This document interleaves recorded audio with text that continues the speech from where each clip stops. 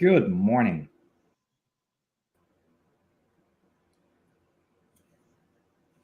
Good morning. Welcome to another one of our lectures in our series of lectures in our Saturday mornings. Today we have a different format. We're actually going to have two speakers. We're going to have Dr. Paulo BISPO and Dr. RAFAEL REZENDE. They're going to be talking to us about the role of the spiritual body in health and disease. A very, very interesting topic and a topic for reflection for us as we start a new year, as we start a new cycle. So let me talk a little bit about our two lectures for today. Good morning, gentlemen. Morning. Good morning. Thank you so very much for being with us. So Dr. Paulo Bispo, he's a medical microbiologist trained in infectious diseases research at the Federal University of São Paulo in Brazil, the University of Miami School of Medicine, and Harvard Medical School. He is currently an academic scientist in Boston and an active and contributing member of the Allan Kardec Spiritist Society of Massachusetts and the U.S. Spiritist Medical Association. Dr. RAFAEL REZENDE is a pharmacist and biochemist with a master's degree and PhD in pharmacology from Federal University of Minas Gerais, Brazil, with two postdoctoral fellowships in immunology, one from the Federal University of Minas Gerais and another one from Harvard Medical School. He's currently assistant professor of neurology at Harvard Medical School in Bremen and Women's Hospital. So, gentlemen, again, it's a very interesting topic. We're all eager, and my understanding is that each one of you is going to start do a presentation about 20 minutes, and then you're going to have a discussion, and then we're going to open up for Q&A. As always, let's clear our minds. Let's get ready for our initial prayer. And in this moment, we ask for inspiration from the spiritual world for our lectures, but also inspiration for us so that we might see the importance of our spiritual body, the importance of our thoughts, the importance of our actions, and the way we can become better people, healthier people, not only from a physical standpoint, but also from an emotional, mental, spiritual, even societal standpoint. Help us put into practice everything, teachings like these, and everything else that Spiritism teaches us, so that we can become better individuals and progress faster. So be it. So be it.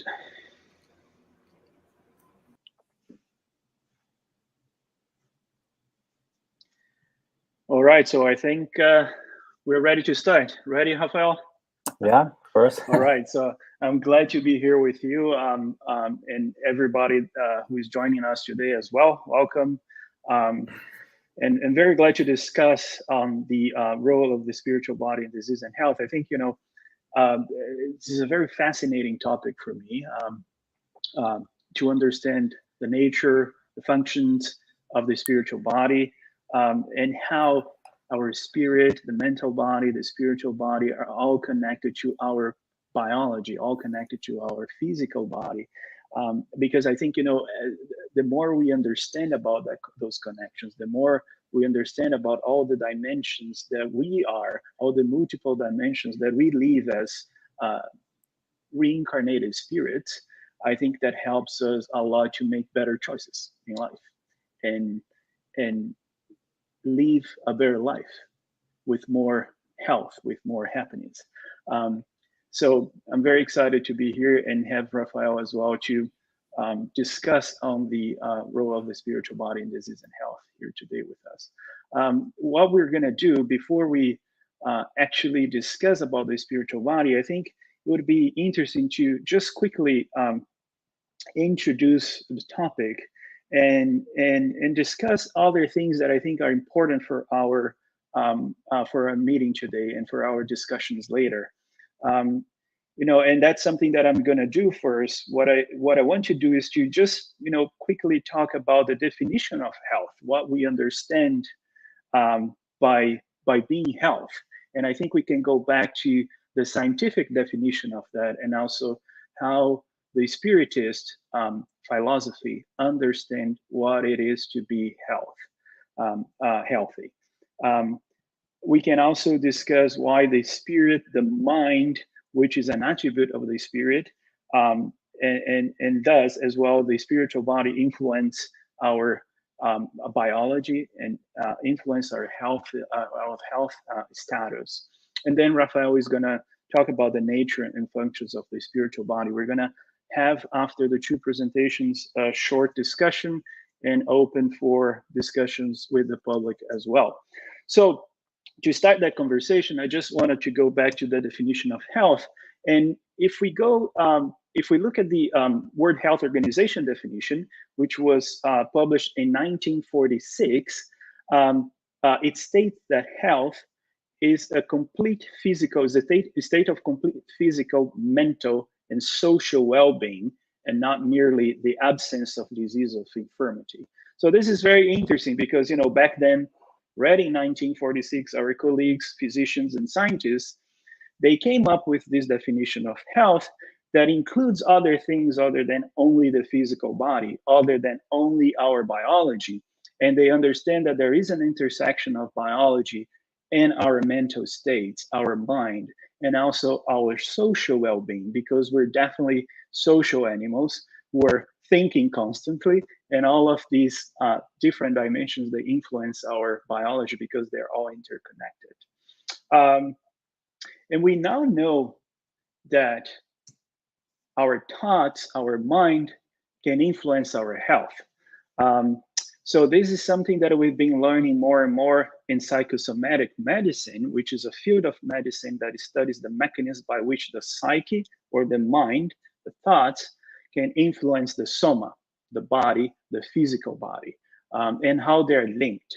And now we know that there's a lot of different psychological and psychosocial stressors that can influence our health because they influence the function of very, very central and fundamental systems in our body.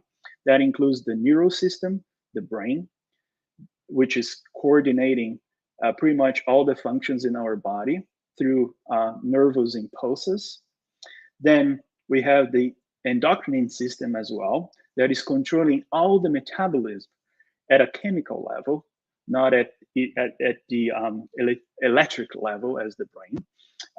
And at the chemical level, the endocrine system is producing a lot of hormones that are very key as well to control all the metabolism. And both of these systems that are very central to our life and existence, they also coordinate the response of the immune system. Another system that is also very key and central in our lives, because without an immune system, we would be sick all the time, infected all the time, and probably not live as long as we live right now. So all of these different systems are connected, are fundamental to our biology, and they can be influenced by social and psychological stressors. That's what we've been learning from psychosomatic medicine research. And when we look at the list of disease, I just wanted to summarize that, how the psychosocial stressors in life can influence our health, and look at this list. So pretty much all the diseases that we can develop in our physical body: infectious disease, autoimmune disease because of the immune system, the influence in the immune system, cancer, cardiovascular disease, metabolic syndromes like hyper glucose levels or cholesterol levels, mental illnesses, and also aging and lifespan. So psychological and social stressors touch on our lives in many different aspects and in many different sorts of disease as well. And there is, in all of these different diseases, a psychosocial component, and that's what we've been learning from psychosomatic medicine. But what we understand as being health from the Spiritist philosophy. So do we understand that being health is also being psychologically health, being socially health, and biologically healthy as well? It is, but there is definitely an additional component when we look at the Spiritist philosophy. And if we go back to Emmanuel in a book called O Consolador, I don't think there's a translation for this book. I think right now it's only in Portuguese. Questions 95 and 96, Emmanuel says this, that health is the perfect harmony of the spirit. Okay, so he takes that control of everything that is happening in our body, that everything that is happening with the biology, he takes that control and he puts that control in the spirit.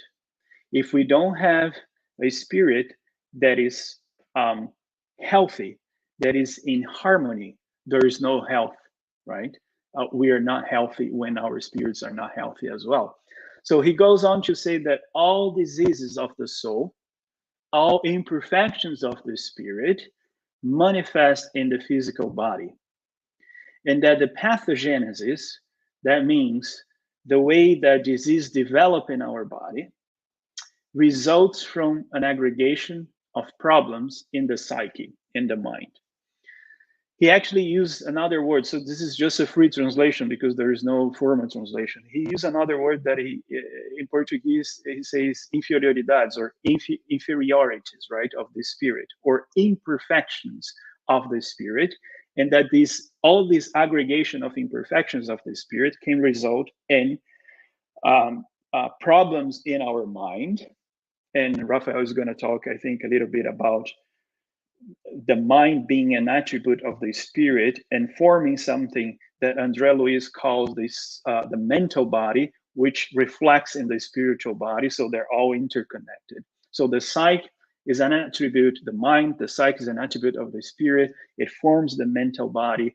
And by reflection, it also reflects in the spiritual body and in our physical body as well.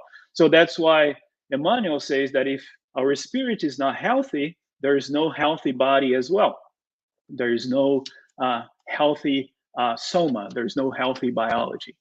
So that's very interesting because that, changes a little bit the way that we think about etiology of disease.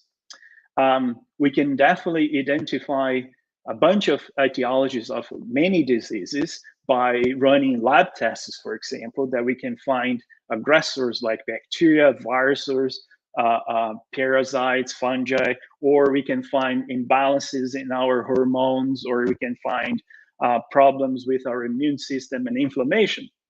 All of these are just expressions of what is happening in the spirit, right? All of this is just an expression of what is happening in the mind, in the psyche as well, in the spiritual body, that then manifest in the physical body. So I think that's a nice definition because we can definitely, I think put together both definitions from science and from Emmanuel together and understand all of these multiple dimensions that we exist in. We are spirits that are incarnated in a material world. So because of that, of course, the biology is also important. The physical world is also important, but we cannot forget that we are primarily spirits, and everything that we bring here in terms of memories, of spiritual memories, imperfections in our spirit, they're going to manifest in the physical body. So in the book Evolution in 2 Words, that was dictated by the spirit André Luiz says that the human mind, or the psyche, controls almost all functions of the body. And that's very interesting because the body is just a collection of a bunch of very small units of life that we call cells, right? So when we think about the spirit controlling all the functions of the body, we have to think that the spirit is in direct contact with all the cells, all the trillion cells that form our tissues, our systems, our organs, and our bodies, right? And he says that the human mind proceeds to manage the process of metabolism in its organization and adaptation. So that means that the human mind controls the function of all the cells in our bodies. If the human mind or the spirit controls all the functions in our body, it's fair to say that we're controlling all the functions down to the cellular level and molecular level as well. And in another part of the same book, André Luiz goes to say that the intelligence, or the spirit, the mind, influence our cells, okay, through the cytoplasm. So that's the large portion of the cell where we have all the organelles. That's basically a combination of water and a bunch of proteins. And then he says that the intelligence influencing the cytoplasm ultimately is the element, the interstitial element of connection for the psychosomatic forces. So he's saying that interaction between the psyche and the soma, that interaction between the spirit, the mind, and our biology, our physical bodies and our cells, it happens at the cellular level. So that means that our spirit is connected cell to cell with every cell in our bodies. That's very interesting. And that's why, of course, if the spirit is not functioning well, if the spirit is connected to all the cells in our bodies and influence the cell biology, influence the function of our cells through a interaction with the cytoplasm, it can definitely lead to many different consequences. If the mental states that we're forming in our mental body are positive, the influence of the mental state is going to be positive in the cells as well. But if it's a negative one, well, that influence is also going to be negative. And then downstream consequence is going to be modifications in the functions. If we modify the function of our cells, that can lead to different disease sometimes. Sometimes some of those modifications can be asymptomatic, right? We're going to discuss that a little bit later. But sometimes those modifications can also influence our health and disease status. So in the same book, he then defines cells, which is a very interesting, I think, definition of cells. And I'm already finishing this introduction. And I wanted to talk about this because that raised the question of, you know, what forces are actually organizing everything that is happening in our body. Our bodies are highly, highly organized, right? We have trillions and trillions and trillions of cells that know exactly what to do, that know exactly what their functions are, know exactly what molecules, what proteins, what enzymes they have to produce. And as we saw before in the same book, André Luiz says that they know how to make those proteins. They know how to make those molecules. They know who they are, what kind of cells they are, and the functions they have to express by an information that comes from the spirit. So André Luiz says that because of that, the cells are domesticated units of lives. They are domesticated and organized in the organic hive. And the domestication comes from the mind and from the spirit. So the mind and the spirit is telling the cells what they need to do or not. But it also has a level of organization that is fascinating, actually, because just think about it. It's just matter, right? It's just a bunch of mass of matter that is highly organized. And just to give you an example, that is a very simple one, actually.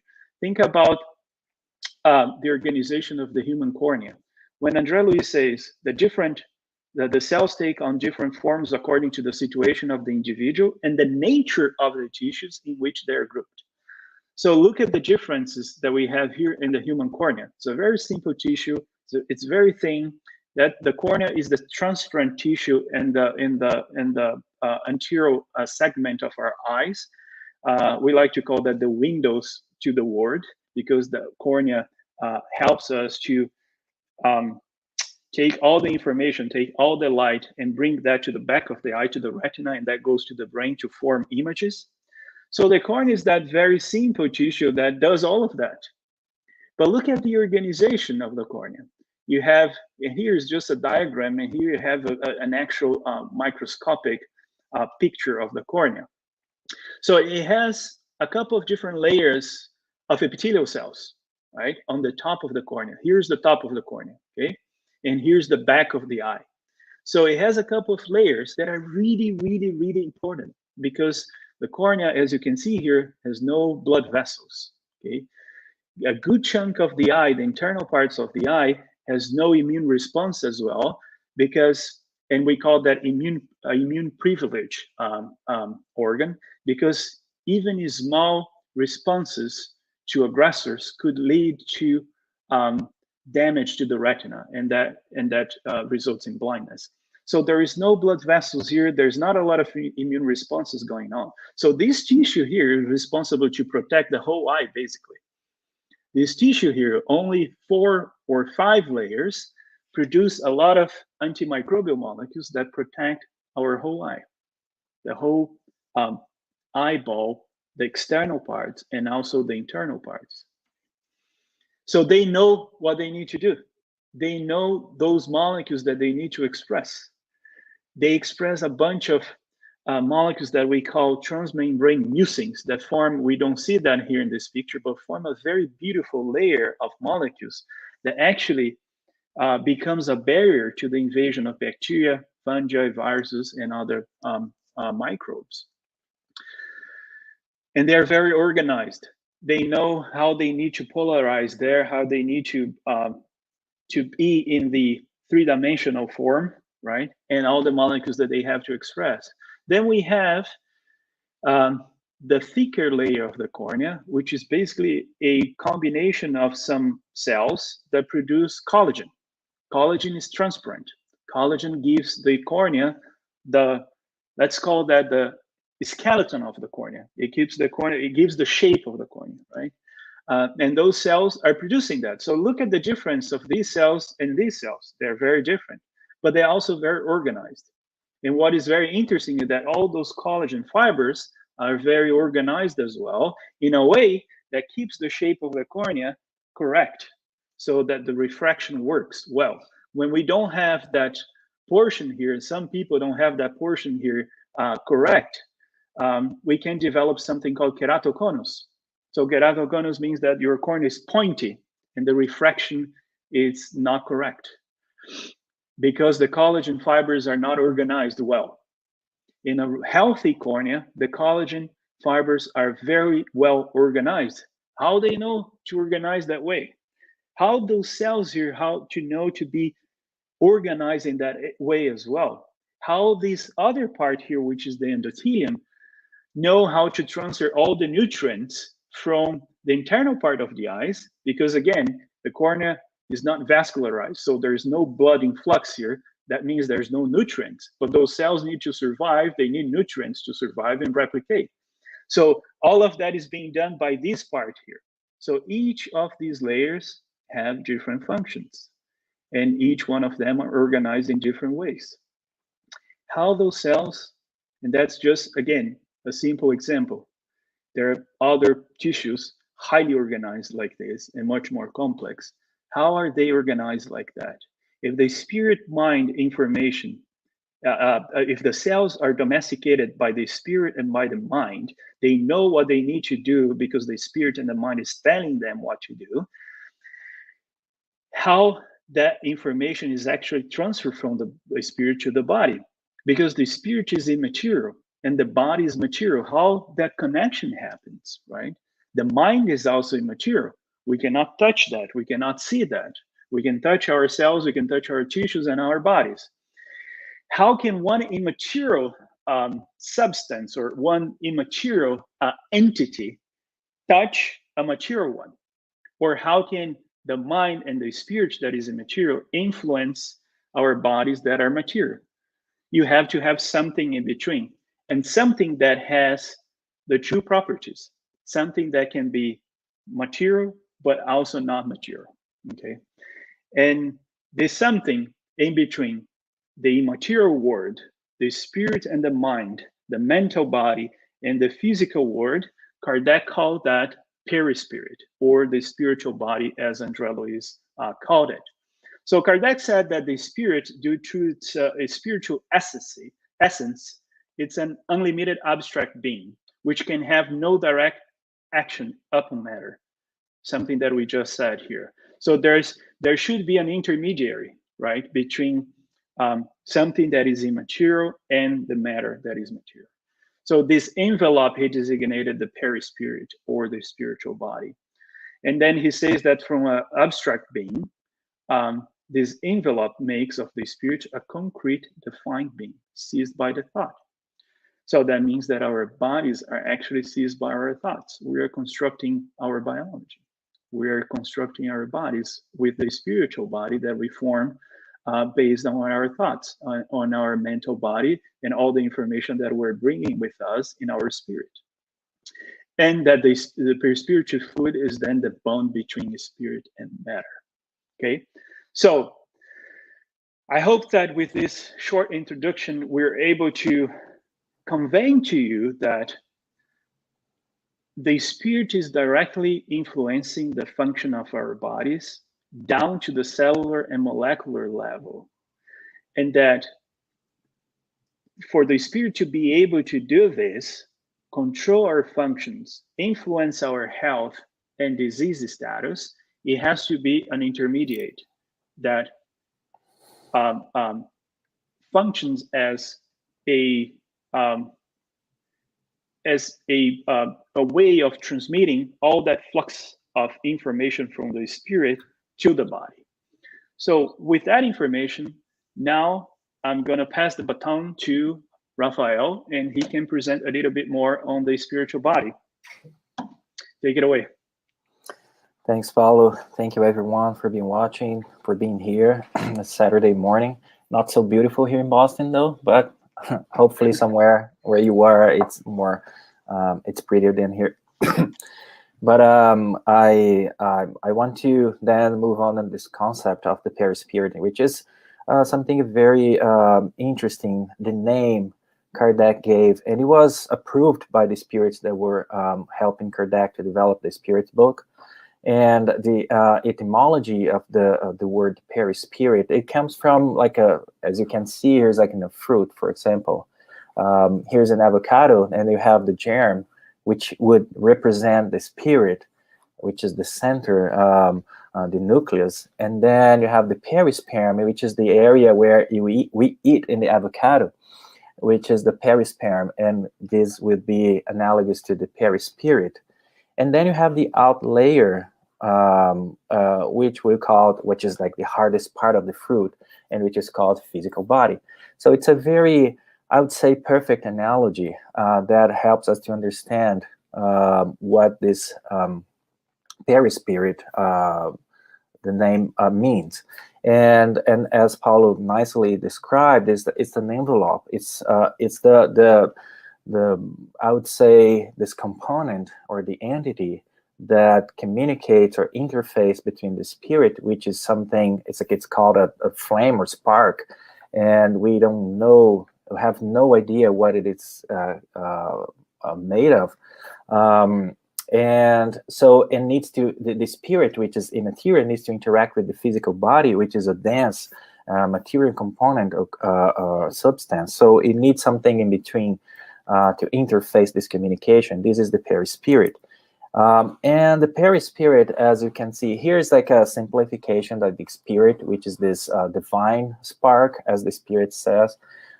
Maybe it's the best expression to tell us, what is what it could be. I mean, for us to have an idea.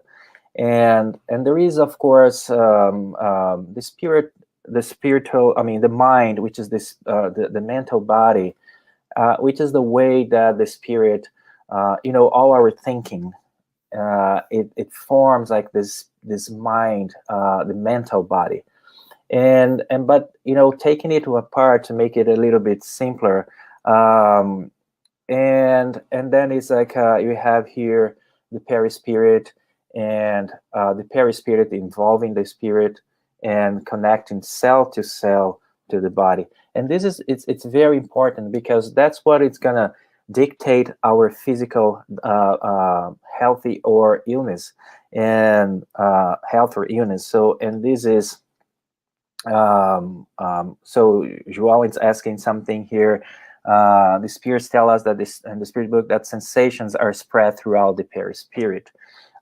Yes, so the mind, the body, or the mental body is where we have all the sensations, all for all these other feelings that will eventually be spread out around the perispirit, and the perispirit will communicate with the body. We can talk more about that in the Q&A part, but what it is important to memorize and to understand of the perispirit, this is made from the cosmic fluid. This is what the Spirit says is the constitution of all matter in the universe, not only on Earth. And by saying that, we need to understand that, as I point out here, down here below, it varies according to planets. So human beings living in Jupiter, for example, has a different type of perispirit, which is made from the fluid that constitutes that planet. So, and on Earth, this is the perispirit that we are formed, is based on what Earth provides us. And another thing is, like, as Paulo said, it's something that should be, well, the spirit's called semi-material substance. I'm a little bit bothered about the semi-material, but this is a way that we can understand it better, because in fact there's nothing semi-material. It's either material or not. So, but the problem is, why can't we see it? It's just because it's a different vibration, it's a different spectrum of the electromagnetic field, so our eyes cannot perceive it. But in fact, if it comes from the cosmic fluid, and the cosmic fluid is what made all the matter in the universe, the perispirit must be a matter as well, but it's a different sort of matter.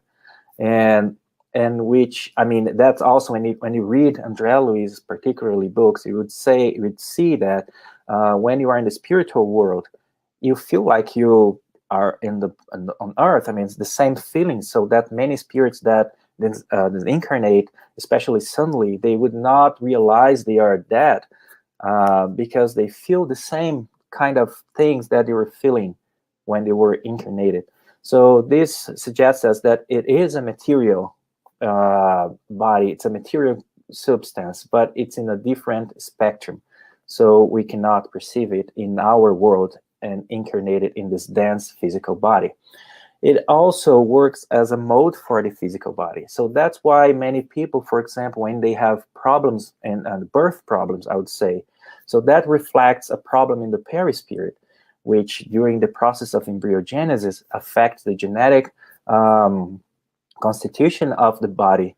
And then you have this, for example, people that don't have an arm or a leg, or have all these changes in the mental state.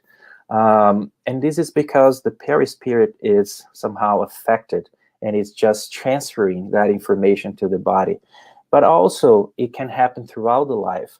And one of the most, I would say, the clearest example is the cancer, which is a change in the way that cells respond to this domesticated control of the spirit, and they become working by themselves, completely unaware what they should be doing.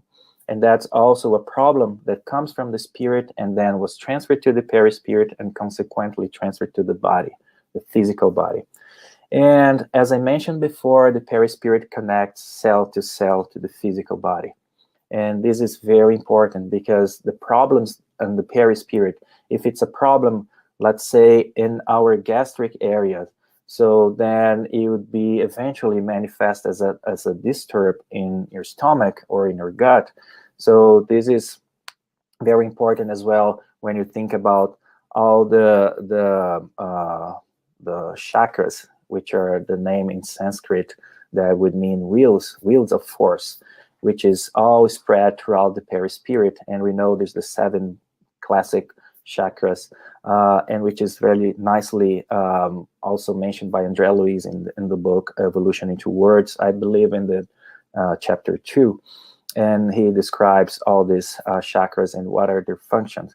But this is the importance of being connected cell to cell. And the perispirit also record our thoughts, feelings, and actions. And that's why we transfer problems from one life to another.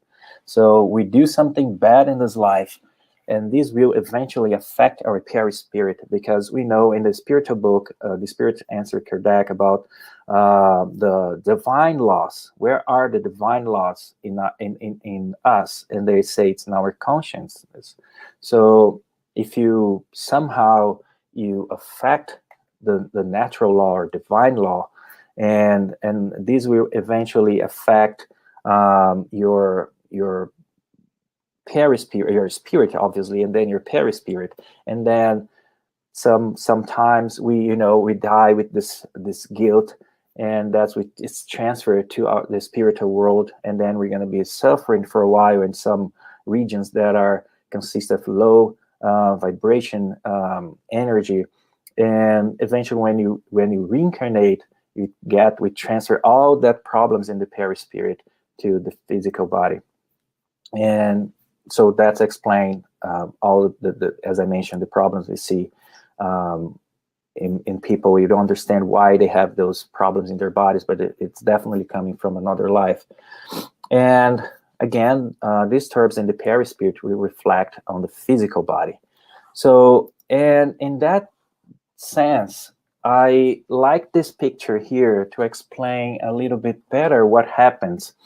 And this is, I believe, is the most important part of my talk here. And trying to, I hope I can make you understand, or make like it's a summary what it's in the evolution into words in terms of health and disease. So if you think about on the left side here, this is the perispirit, or the the spiritual body. And on the right side, it is the physical body. So imagine that we have, throughout our life, let's think about only this life. Let's forget a little bit about our previous life to make it a little bit clearer. And imagine that you develop throughout your life this sadness, hatred, things like you're hurt and you feel like really, you can't forgive someone that did something to you. So all this bad or energy or low vibration or energy will be accumulating in your perispirit. Of course, it's generated by the spirit that goes to the physical or to the mental body, and eventually goes to the perispirit. And in the perispirit, it's a very plastic, it's a very fluidic body, so it can retain things much faster. So that's why throughout our entire life, not entire life, I would say a good part of your life, when you have that anguish and that sadness, and as I mentioned, hatred, depression, things like that, it's not immediately, it will not immediately affect your physical body. So, and that's why there is this wall, if I can say that, in between, because this works like as a wall of transferring things from the perispirit to the physical body. Because the physical body is like dense matter. It's really hard to affect it immediately. And they just compare the dense matter constitution of the physical body to this subtle constitution of the perispirit. And then you see that the perispirit is affected much earlier. But if you don't resolve the problem, if you don't forgive, if you don't try to be happy, if you don't try to understand others and to live according to the gospel, to what Jesus told us. So what happens is that this wall, this barrier, will become weaker and weaker, and the disease, or this bad fluid, the bad energy that is accumulating in your perispirit, will be transferred to your physical body. And as I mentioned, this is a classic way or a mechanism by which cancer develops. Let's say you have this problem in some areas of your body, let's say, as I mentioned before, in your stomach or in your gut, You know, feelings are usually very related to your gut. That's why we usually say you have butterflies in our stomach when you are emotional or in our anxious or things like that. So then what happened is that this slowly will begin to affect your gastrointestinal area, and those cells that were really domesticated, working really nicely in harmony with the whole tissue, the whole organ, will just lose this. It's like there are holes in the perispirit, or holes that is going to be made transferred to this physical body, and the cells will eventually become disorganized, and they will begin to dictate their own destiny, and they will grow and grow and grow and grow, and they will differentiate, which constitute the major part of the cancer. It's called dysplasia in a more formal word. And then these cells will become completely different, and they will eventually get into blood cells, blood vessels, and spread throughout the body, which is called metastasis. But then we try to treat that cancer, treat. We are very, very depressed and sad because we have cancer. It's like we're going to die. But we need to learn from this. And we need to learn from this disease that something was wrong long time ago. And now it's time to fix it, because your body may die, but you are not going to die. So you can choose either finish this with your body here, or you can move it to your spiritual world and still be suffering there. So that's how we need to learn, because in the end, our life here is just a second, maybe a minute. It's like a split up. It's like a sort of short time if you compare to eternity. And this is what we have to think about disease. Maybe it's a good way to say, well, what is this causing? What is the reason I'm having this, any sort of disease? And that's a point that I want to finish by saying that the same way that our perispirit can reflect very fast, very quickly, all these problems that are originating from our spirit, I'd also say that it can also recover very fast. So the best thing to prevent disease and to maintain our health is to always be living in a good way, in a good vibe, happy, forgiving. And because then any sort of hurt or sadness you have throughout your day or throughout the month or the year, it's affecting your perispirit, but it's not affecting your physical body yet because of this barrier of density. But then you can immediately think, well, okay, I must forgive that person. I mean, we are all in the same boat and we are here to evolve together. So let's just forgive and let's be happy. Let's not worry, as that music says, be happy. And then that song, right? And then we can immediately change that constitution of that bad energy in our perispirit, transform it into good energy, which is going to go to your physical body anyways. So you have time. Let's just start thinking about that. We have time to change things before we get sick. So with that, I want to finish this and open for discussion and for Q&A later on. Great. Well, thanks a lot, Rafael. I think we can maybe touch a couple of points before we go to Q&A. Is that okay? Yeah, because sure. I think you raised a bunch of interesting points there. The last one, for example, I think the diseases are always trying to tell us something. Yeah, exactly. And we have to ask ourselves, right? Yeah. What exactly this disease is trying to tell me? Because again, we're not physical bodies. Right? Fundamentally, Exactly. we are spirits, and the physical body is just a reflection of our spirit. So if the physical body has a problem, we have the problem in the spirit as well, and the physical body can tell us what those problems could be. It's very hard, I know. It's not an easy process. But every time I think that we are, suffering because of a disease, it's very important to us, I think, to ask that to ask ourselves those questions. Why is that? Why do I have this right now? And what this disease is trying to tell me? What should I work on right now to try to, maybe not cure that disease, because sometimes the disease is actually the cure for the spirit, like Emmanuel says in that same book, O Consolador. But how can I live better with this? But let's maybe go back, unless you have something else to talk about this, to say about this. Let's maybe go back to the beginning, because I think you touched on a couple of interesting points there, like that the spiritual body is semi-material.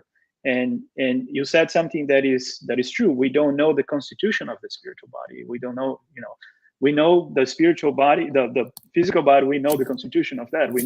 We understand all the atoms, all the molecules. We can study all of that, but we cannot do the same thing with the spiritual body. And you said something that for me is really relevant, that is semi-material. And in a bunch of books from André Luiz, and also there is a book that I think there is no translation as well, that is called The Perispirit. It's from a guy named Zalmiro Zimmerman. I think it's only in Portuguese as well. So in both this book and also in some of André Luiz's books, like Evolution in 2 Words and others, we understand that the perispirit is actually a combination of multiple layers.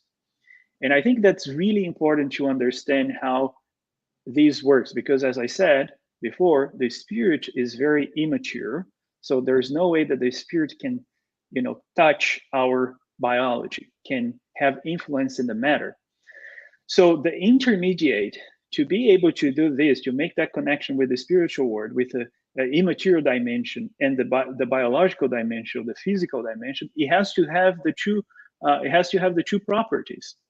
That's why I think we call that semi-material. And when we look at the layers, and I hope I can explain that in a way that is going to facilitate the understanding.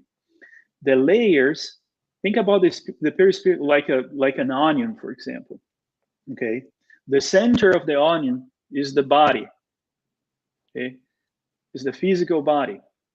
The next layer is the first layer of the perispirit.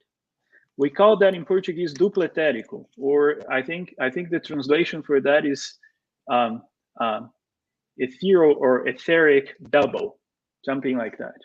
So that etheric double is very close to the body. It's very attached to the body. And we know that this part is actually attached to the body through the production of energy in our cells, in our mitochondria.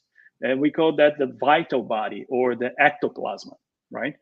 So that part is very connected to the body, to the physical body. So I guess that the constitution of that layer should be more like matter than a spirit. Does that make sense? As you move out of the onion, the center of the onion, and you go closer to the mind and close to the spirit, those layers become more and more and more immature.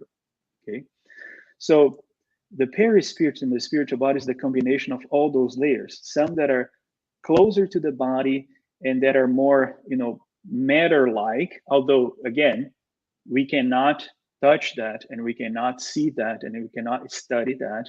But that's from André Luiz's books, and that's from Zalmiro Zimmerman book as well.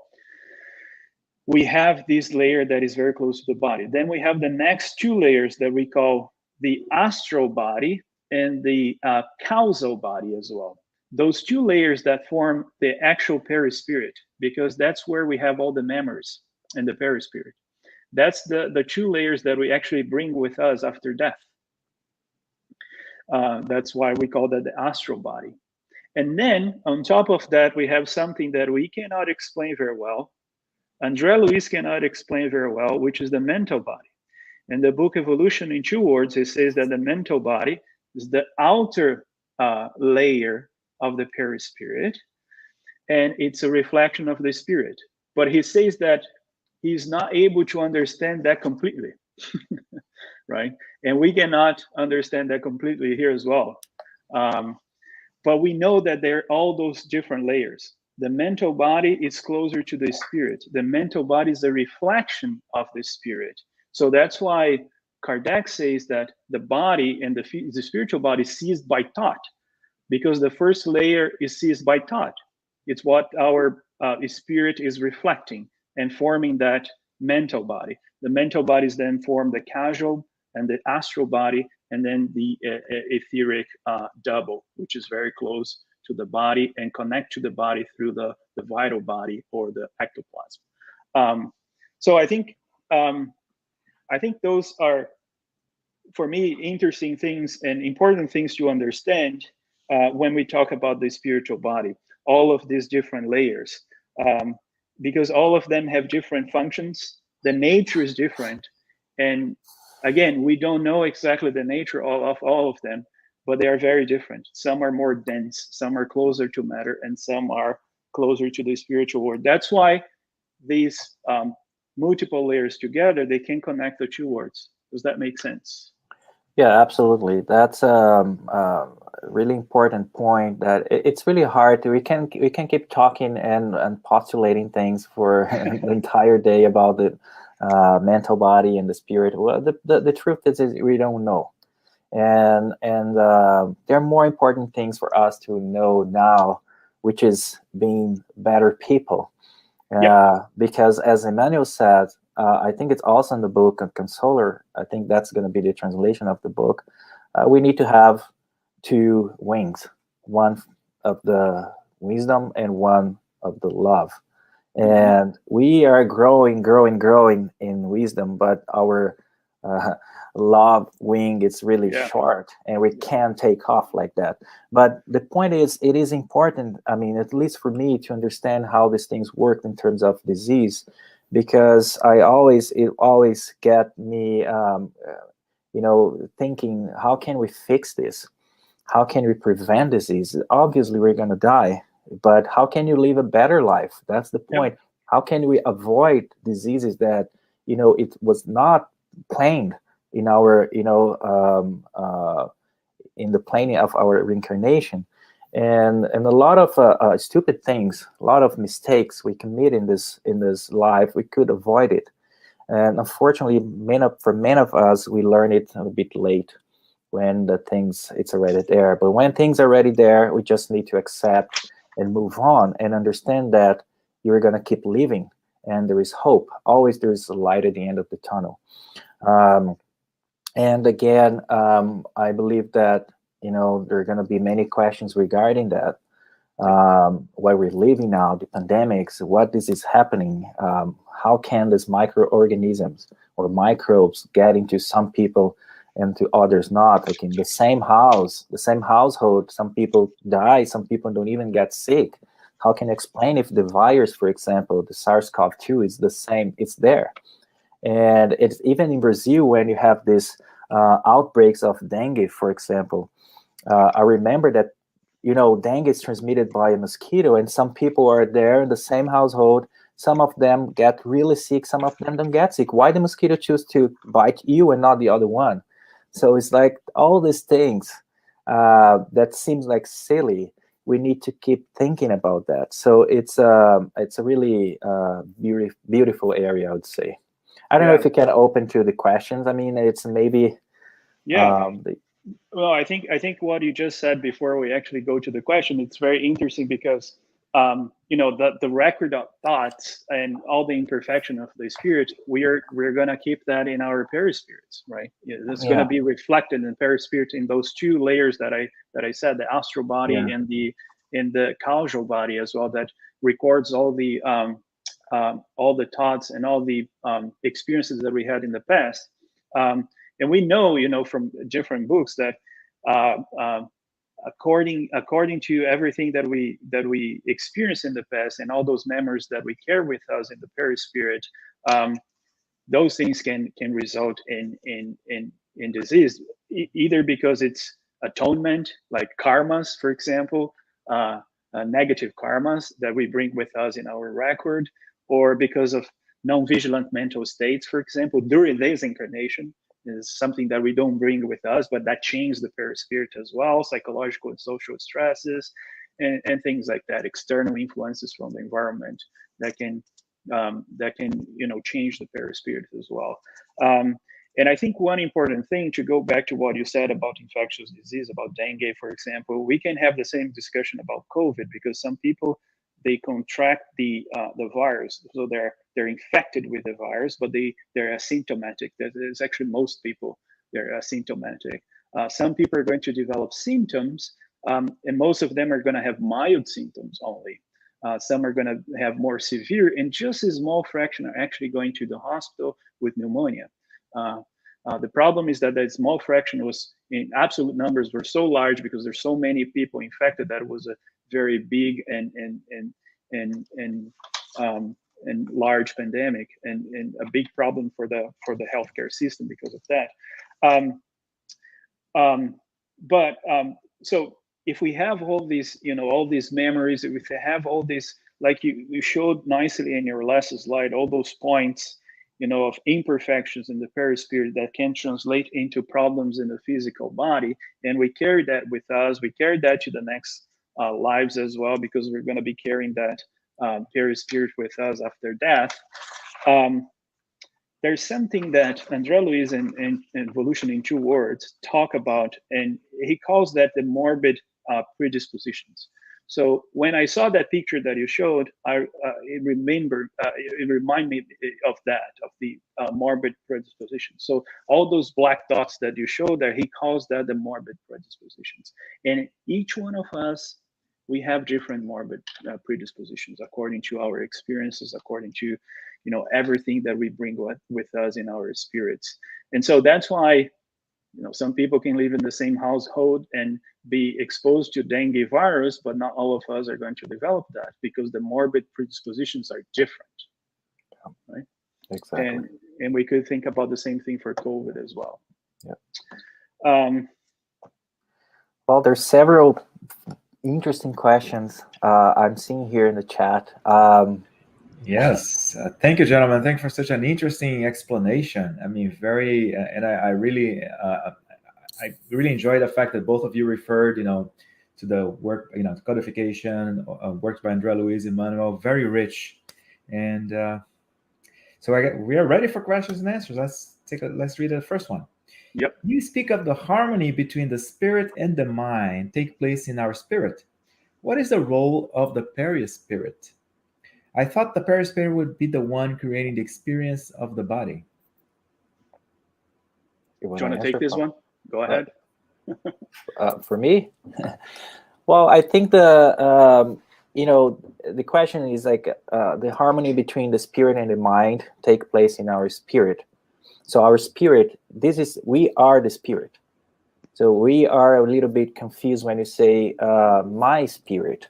No, my body. We are the spirit. So we create everything.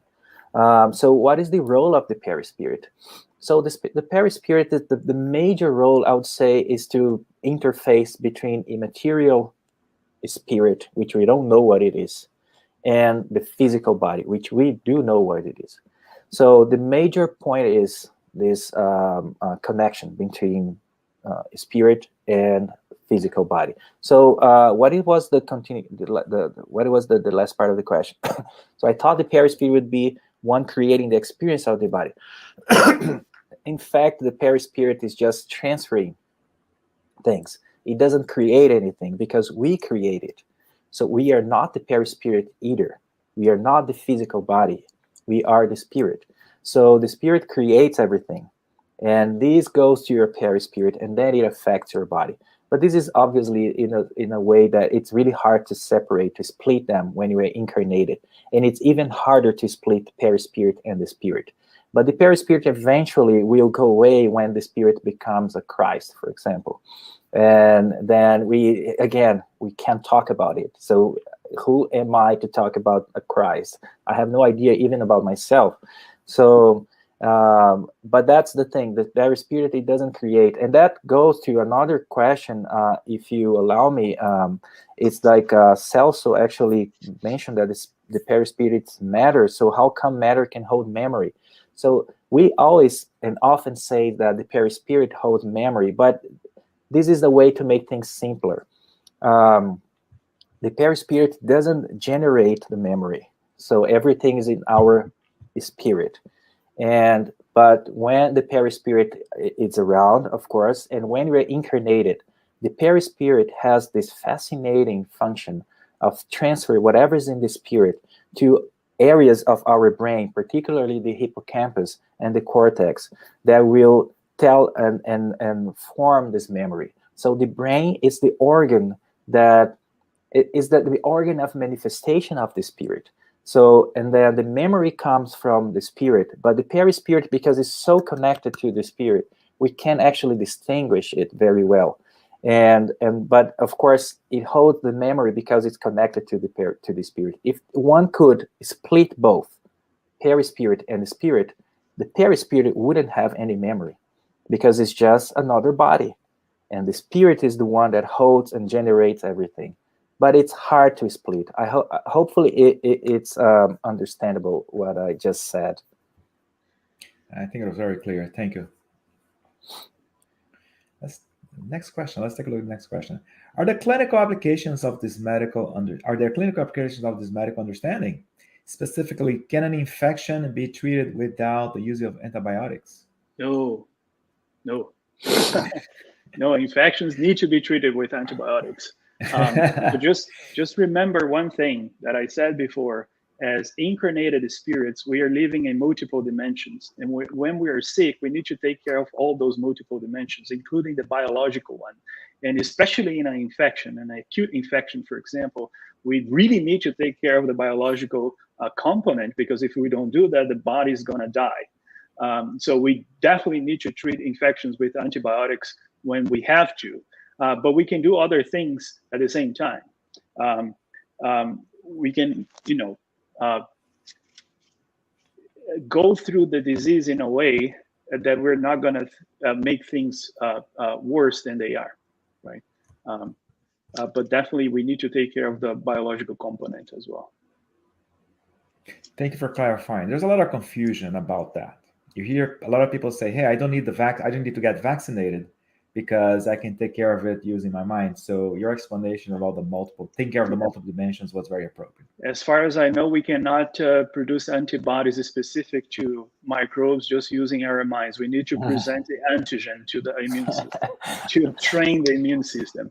So this is very important. It's something that we need to stress, actually, because sometimes, I hear that a lot as well, that, you can treat everything in our bodies in this incarnation just with our minds and thoughts. Well, we can definitely live better lives if we have positive thoughts, and if we can, control better our minds, because the minds are actually controlling ourselves. But if we have a biological problem, well, it's going to be hard to control that just with the mind. We need to control the biological portion as well. And that goes with antibiotics and vaccines. We are not Jesus to make it possible to do all these things. I mean, we don't know how to manipulate the fluid yet. So for now, we have to use what we have. Excellent. Thank you, gentlemen. Very good explanation. What role does genetics, DNA, play in diseases, parents' chromosomes, and how spirit interacts with influence genetics? Interesting. So genetics, it's something definitely you have to take into account. If you read the book, that's that I don't know the name in English for that André Luiz. I believe it's Missionários da Luz. Someone can help me with the translation. Missionaries of the Light. Missionaries of the Light. Okay, thank you.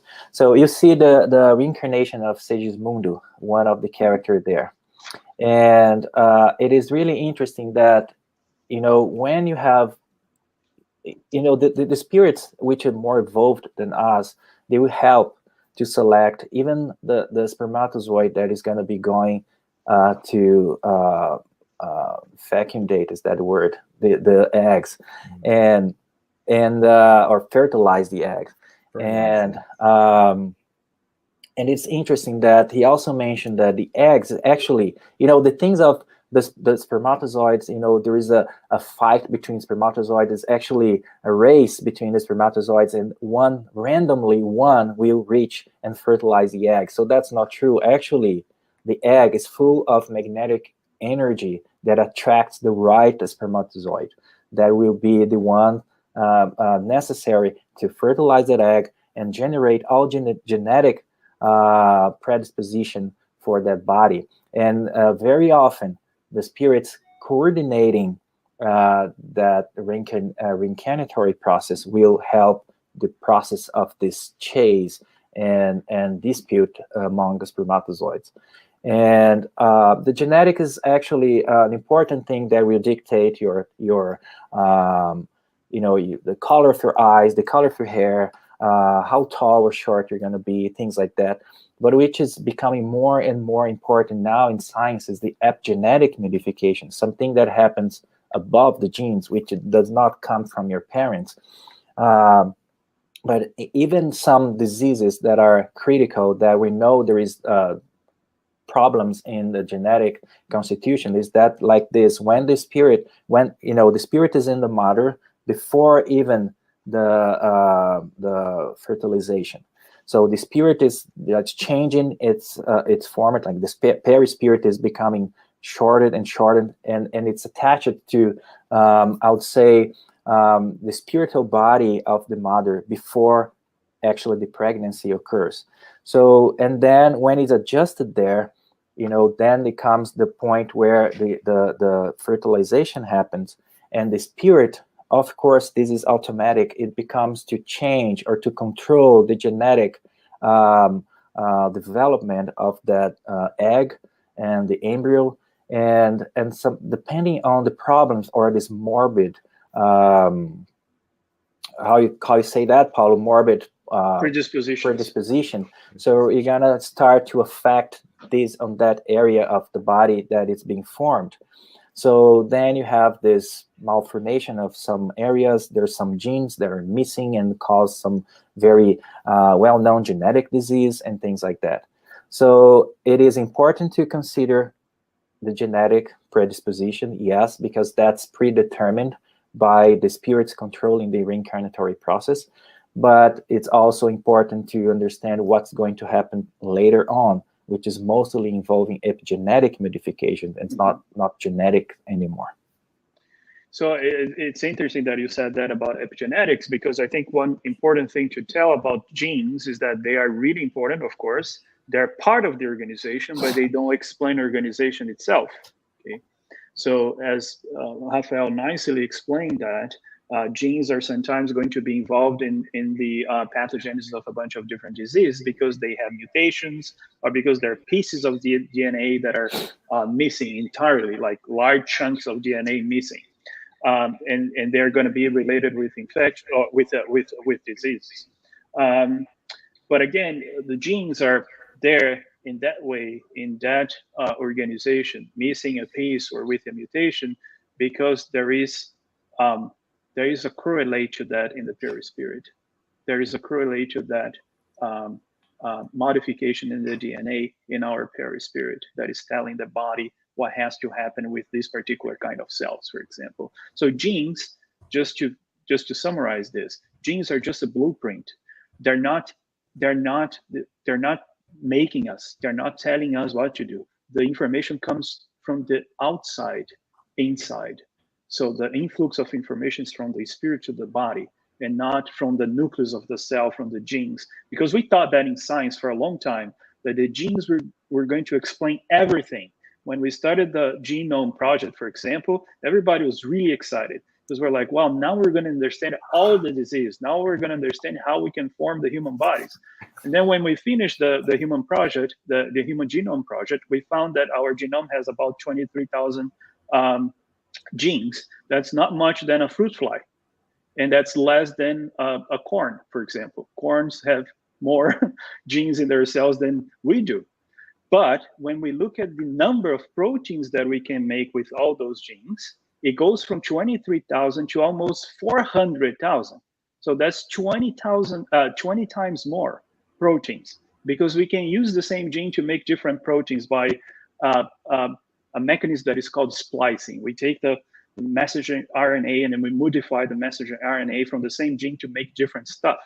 So we make 400,000. And all the control, the environmental control in the cells that we call epigenetic, it's telling the genomes what to do and how to produce those, around 400,000 proteins from only 23,000 genes. So the genes, they have the recipe to make all those proteins, but the control of them and the information, telling them what to produce, when, and how, it's coming from outside. It's coming from the spirit and from the spiritual body. So they are part of the organization because they're producing all those proteins that are important for their structure proteins, their enzymes, their hormones. They're basically, the chemical communication of our body and the chemical structure of our bodies as well. But the information comes from the outside, which genes we're going to express, when, how we're going to modify the same genes to make different proteins. That control is not coming from the nucleus, it's coming from outside. Excellent. Thank you, gentlemen, for a very enlightening explanation. So, good morning. Question. In times of Allan Kardec, scientists knew about all this relationship between body and mind or spirit? Well, actually, it was not very clearly, as we know now. I mean, a lot of this knowledge came with André Luiz. So he was the spirit responsible to bring us all this more detailed information about the spiritual world. So at the time of Allan Kardec, there's even before Allan Kardec, there's like René Descartes, for example. He thought about pineal gland as the center of the soul and things like that. So those people began to speculate what was going on. They knew, all smart people in the world, we know there is something beyond it. I mean, it's not just matter. Something is going on. And the scientists, which, Paul and I are part of this community, we are now understanding more and more, or thinking more and more about these things in a way to explain all of this relationship between body and mind and spirit in a way that people can understand and can use it for their own goodness. So I would say that would be very hard to know all the details we have now. There's a lot of things in the 19th century that was happening. It was the Illuminism. And that's the era where a lot of people a lot of spirits were coming to Earth to bring us a lot of scientific information about chemistry, about physics. It came about biology, of course, evolution. Einstein with the relativity theory, and all the other guys with the electromagnetic forces and all these things that were just paving the way for us and for spirits like André Luiz to dump this lot of information on us about science, and knowledge. So yeah, that's would be my point of view here. Okay. Oh, a question from our friend from Jusara, the president of the U.S. Spiritist Federation. By the way, she's going to be with us a little bit later to do some to make some closing remarks. How can we stop the damaging that is already in the process of taking place? Can we do more than just aggravating it more? Just love. That's it. We need to love more. Paulo, you can. Well, I think definitely, love is the way that we're gonna heal our souls. I have no doubt. I think an effort to evolve morally, I think would be very helpful when the damage is already in place. That happens a lot with us. A lot of us, when we get sick, we start to reevaluate our lives, everything that we've done until that moment, and that sometimes modify people a lot, especially severe illnesses, and sometimes terminal illnesses as well. People really change the way that they think about life, the way that they think about others, and they start, in my opinion, they start in that moment the cure of their spirits, right? And so I agree with you that moral transformation is the only way that we're going to cure our spirits, and love, as Jesus taught us, is the way of doing this. Perfect. Are diseases like flu, like this, like flu and headaches, related to the spirit as well? Well, yes, it's related, but it's not necessarily caused by the spirit. What usually happens is that you are in a predisposition way. It depends. It can change. It's not necessarily you were born with that. But let's say, this is a very simple example. When you are stressed for something in our jobs or something at home, you usually get the cold-like symptom a few days later. And that's because we say, well, your immunity, your resistance just dropped down because of that. And that's true. I mean, when you're stressed, for example, your cortisol levels raise, and then cortisol is the most potent anti-inflammatory in the world. So it's going to shut down your immune system, and then it's going to make viruses and bacteria and whatever microbes growth in your body. So we cannot blame everything for the spirit, but of course, André Luiz also in some of his books, I forgot which one, also mentioned that when he was going from going to a work he was doing on Earth, he was looking from the top when he was getting down to Earth, and he saw some black energy, like masses in the community, in a big city he was going to, and then his instructor said, well, this is our masses of microbes. And you can see that it's closer to one or the other person because that person is attracting it somehow. And how can you attract it? It's based on how you're thinking, your moral issues. So that's something that, can attract virus that cause flu, that cause COVID, and any other sort of cold or infection disease, I would say. So you are part of it for sure.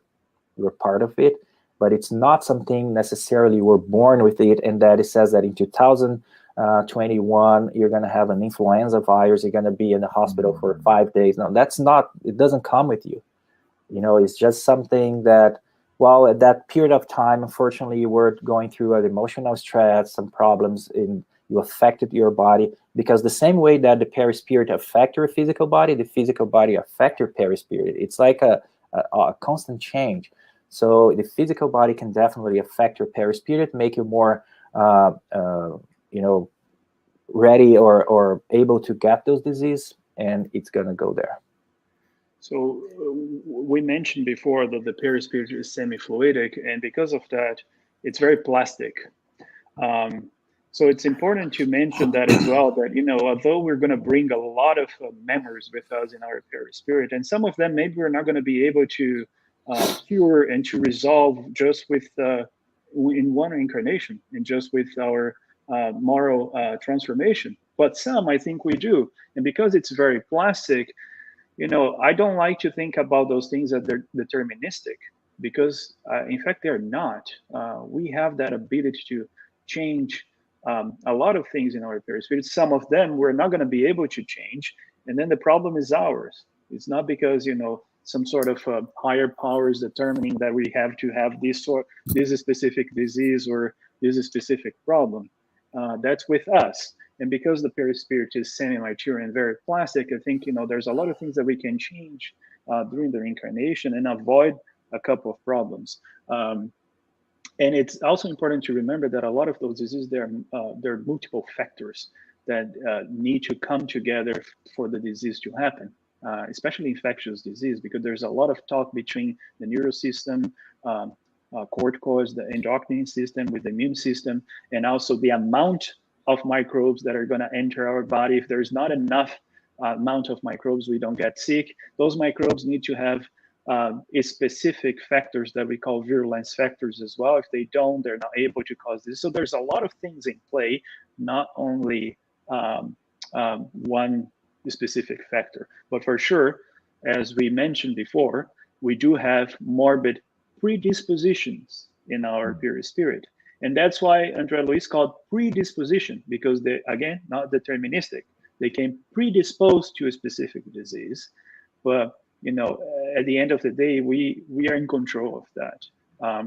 I would recommend the person who asked that question, I cannot see the name anymore here, to read the 2 final chapters of Evolution in 2 Words. So that's a book that was Janaína.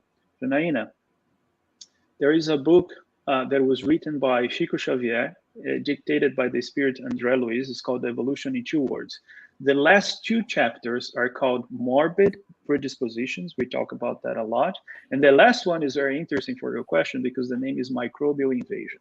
And Andrea Luis talks about that a little bit, how the morbid predispositions, or those marks that we have in the perispirit, can sometimes cause ruptures in between the perispirit and the body, modify the structure of the body, and predispose to microbial invasions. Excellent. Thanks, gentlemen, for such great clarification. We have our last question. Perispirit is matter. How can matter hold memory? Well, I think I just mentioned that before, right? It's like it's a way of the spirit. You know, the perispirit is it's always connected to the body and to the spirit, and the spirit generates that. And there is someone here, I think Freddie, I'm just reading here concerning to, and he gives a nice explanation as well. He said, I think that the perispirit is like a storage, like a computer, all memories archived. So it's something like that. We don't know how it happens, but the fact is, if one could be able to split the perispirit from the spirit, which is not possible, then, you know, the memories would go away. What is the memory? What are memories? So it's not just chemical. It's something else that comes from feelings, that come from emotions, and some, you know, experiences, that it's all based on the spirit. The perispirit is a way to carry that from the spirit to the body and to some specific areas of the brain that are responsible for memory. Yeah. I think it's you know, the image that I always have in my mind of spirit and perispirit is like, if I were able to take my spirit and put that in front of a mirror, the image that I see in the mirror is my perispirit. Unfortunately, we cannot see that. But the perispirit is just a reflection of our spirit. So the memories, everything it's actually in the spirit, right? But because the perispirit is a reflection and expression of the spirit, we do have layers there that hold memories as well. But you know, I would say that the hard drive, it's the like spirit. a memory foam pillow. I like that one. Yeah, that's pretty cool. Actually, that makes a lot of sense. I do like that analogy. All right, gentlemen, thank you so much. And here's Jusara. Hi, Jusara. Hey, hi, how are you doing? Excellent. Jusara is going to say some final words for us before she says the final prayer. Okay, first of all, let me start by thanking Rafael and Paulo for the excellent presentation. I'm sure you gave us so much food for thought, and it's so incredible to hear that. You know, about all the aspects of spiritism and every literature that was mentioned, how we have to go and read them or revisit them, because those books, the literature that we have so far, have been a tremendous help for us to understand, and even in the scope of, you know, this medical field and understanding all the what happens. And I think it became so clear how at the end of the day it's all about how we do behave, how we do conduct our lives, the impact that it's going to provoke on our physical health, emotional, and spiritual, for sure. Also, I would like to thank Glaucio for, you know, being an excellent host. And I wanted to tell you just a few words. This is the last live of the year. I think you all agree that it was an excellent one. So we will be thinking and studying them for the next 2 years before we resume with our lives every Saturday at 11, as we have been doing for the past 2 years. We started with the pandemics. We were not so sure whether we were going to be able to do that, to have so many, people, all the friends, all the guest speakers that were here that did an amazing job. And we have all that in the United States Spiritist Federation YouTube channel and Facebook, if you wanted to go there and listen to them again.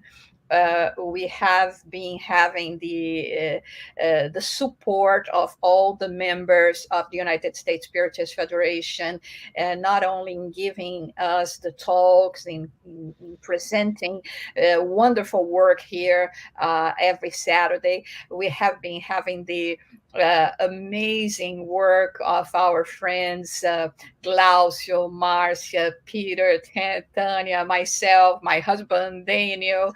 No, Daniel is not my husband; it's my husband João. That is behind the scenes now, but Daniel Santos and all the others that have been, working hard. Laura with the marketing and all of the United States Spiritist Federation board also.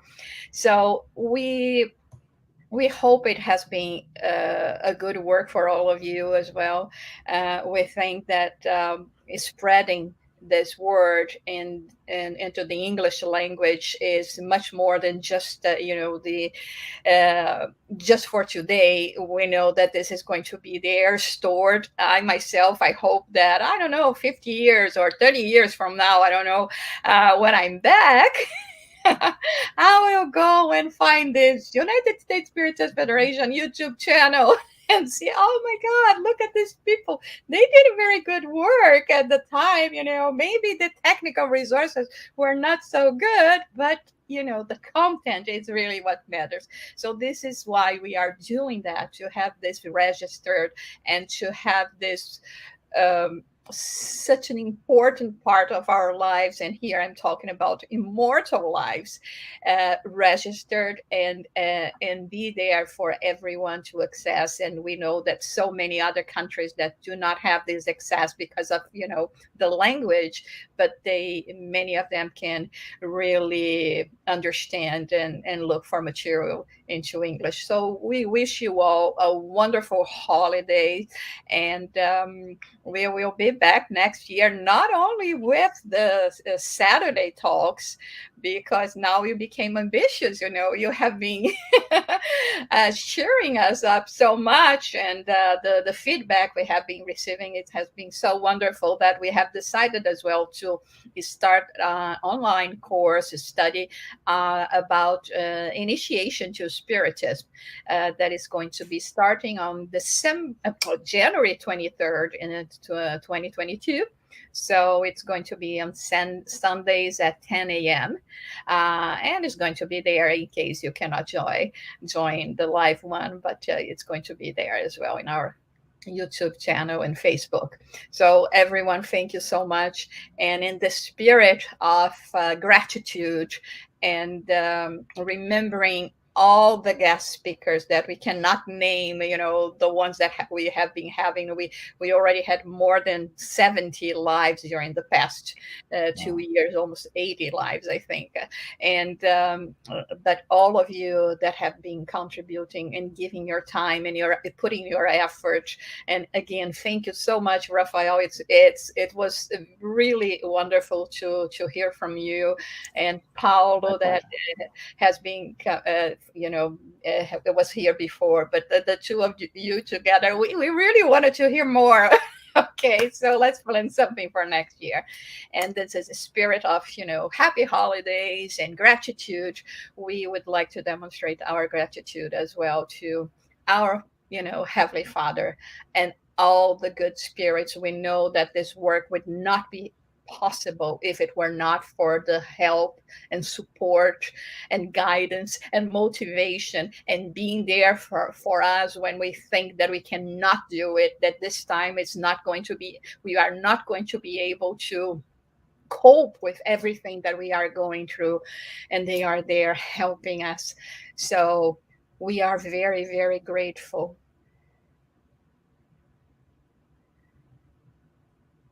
Because we understand the impact that the daily occurrences have been happening in the life of each and every one of us. And remembering and honoring the work and guidance of our brother and Master Jesus Christ, we have to offer guidance, comfort, our helping hand in each and every way that we can do it. So let us pray that regardless of our current situation, we can still find in our hearts the joy and hope to continue and to become successful in this lifetime, working on behalf of our spiritual involvement. May all the homes, each and every one, feel the blessings, the presence, the embrace, and the loving heart of our Heavenly Creator. And may we all feel peace today and forever. So be it.